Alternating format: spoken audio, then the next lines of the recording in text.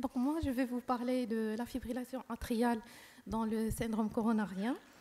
Donc, je rappelle, comme ce qui est déjà connu, que la fibrillation atriale est l'arythmie qui est la plus fréquente et que son incidence, elle est en cinétique d'augmentation depuis des années.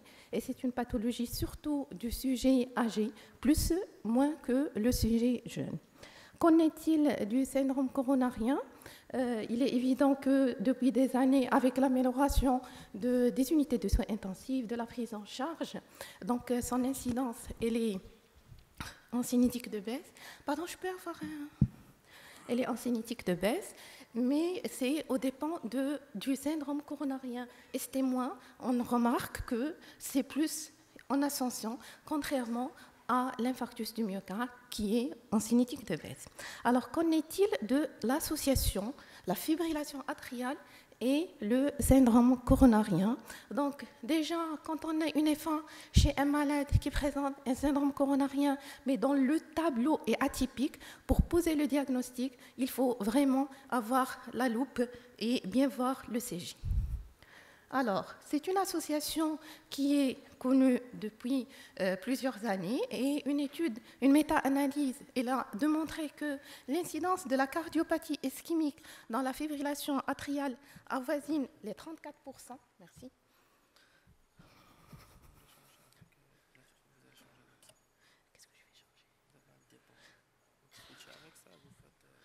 D'accord, très bien, merci. Alors, l'incidence de la FA dans l'infarctus du myocarde, donc là, c'est une méta-analyse qui a colligé plusieurs études et qui a donné une incidence qui est comprise entre 2,7 et 13,7%. Une nouvelle étude, elle a même parlé de 23% l'incidence de la FA dans les cardiopathies ischémiques.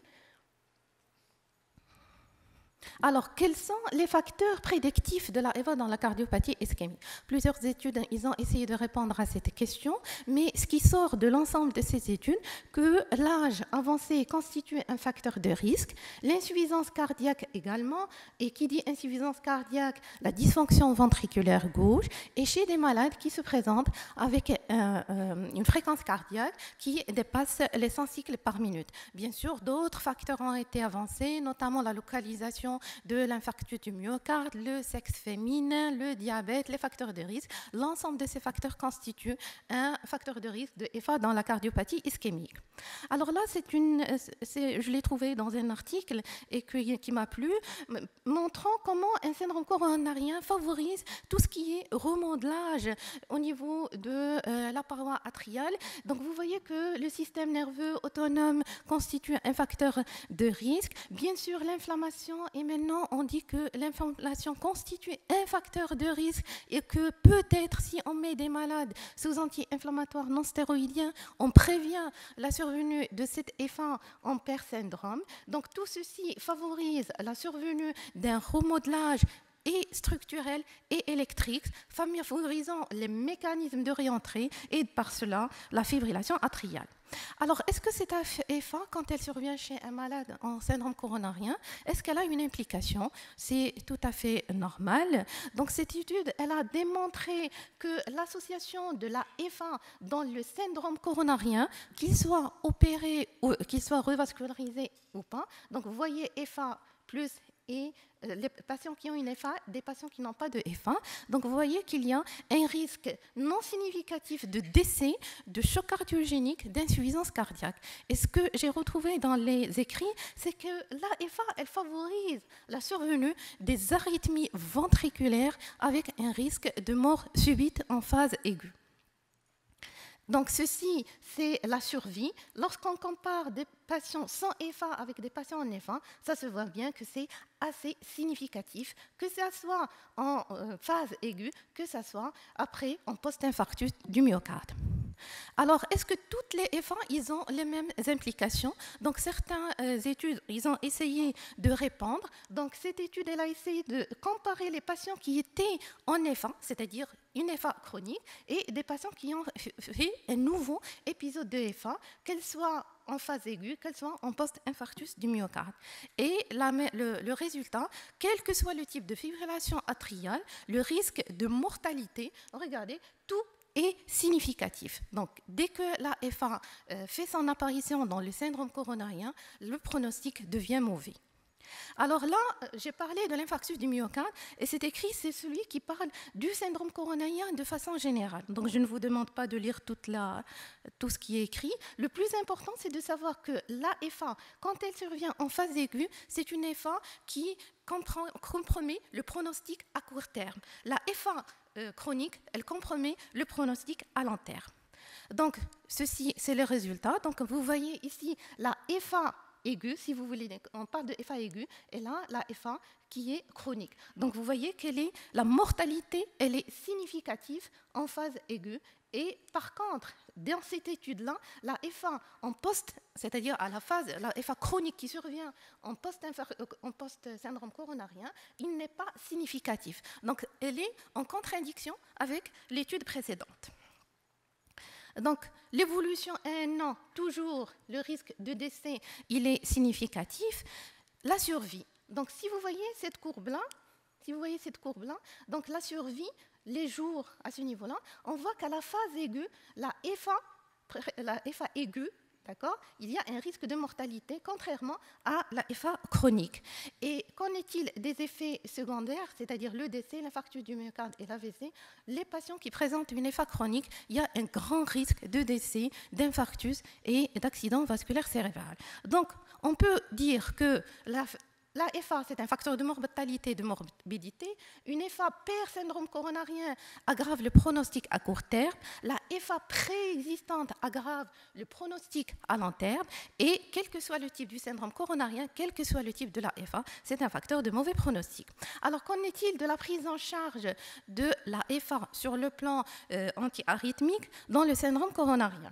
Il y a les recommandations de 2012 du syndrome coronarien ST+. Donc, je vais passer. Le syndrome coronarien ST- de 2015, tous rejoignent les recommandations de la prise en charge de la FA dans le syndrome coronarien. Donc, chaque fois qu'il y a une instabilité hémodynamique, il faut essayer de rétablir le rythme, vu le risque. Dès que le malade a une stabilité qui est tout à fait normale, à ce moment-là, on va utiliser ce qui est déjà connu, soit la cordarone, soit les bêta-bloquants. Donc, il n'y a rien de nouveauté dans la prise en charge sur le plan rythmique. Le problème que pose la FA, c'est le problème de traitement antithrombotique. C'est ça la question. Alors, c'est déjà connu depuis des années que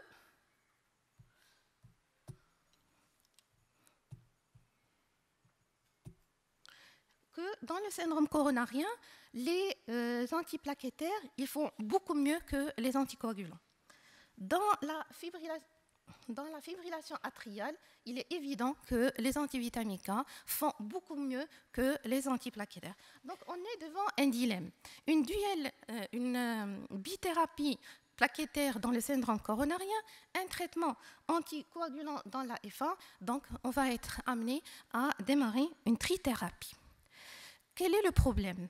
Déjà, essayer de maintenir une balance à 2 points, ce n'est pas facile. Mais maintenir une balance à 3 points, là, c'est le problème.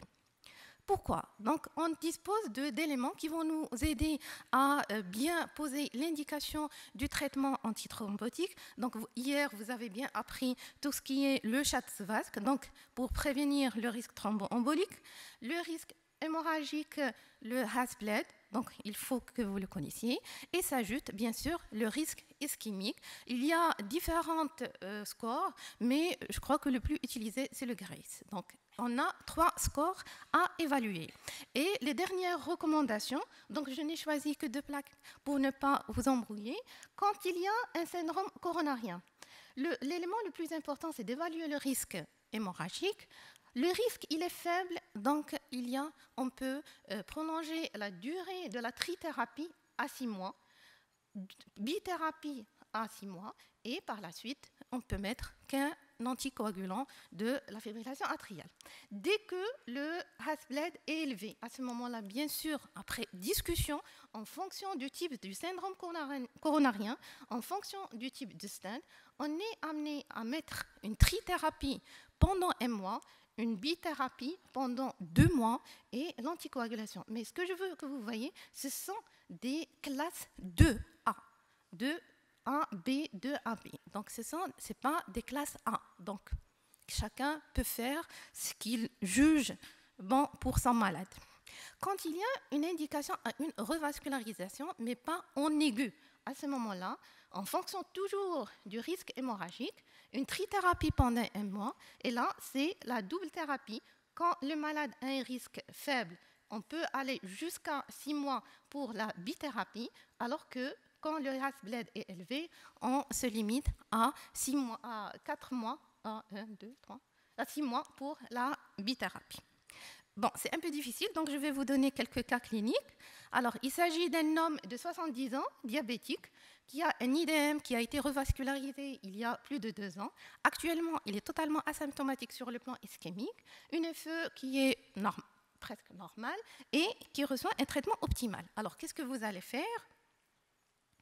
Bon. Il faut évaluer, bien sûr, le risque hémorragique, le risque ischémique. Donc, c'est un malade qui a un SHADS aux alentours de 3, un RAS-BLED à 1.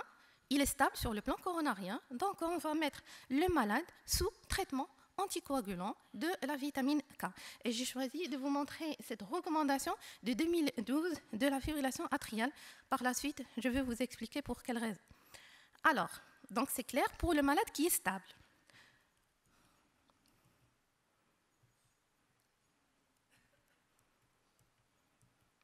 Maintenant, c'est quelqu'un qui a un syndrome coronarien à haut risque et qui est en FA. Donc, une femme de 67 ans, diabétique hypertendue, qui a une FA chronique sous antivitamine K bien anticoagulée, qui fait un syndrome coronarien et témoin à haut risque, troponine positive, et on a décidé de la revasculariser par un stent actif.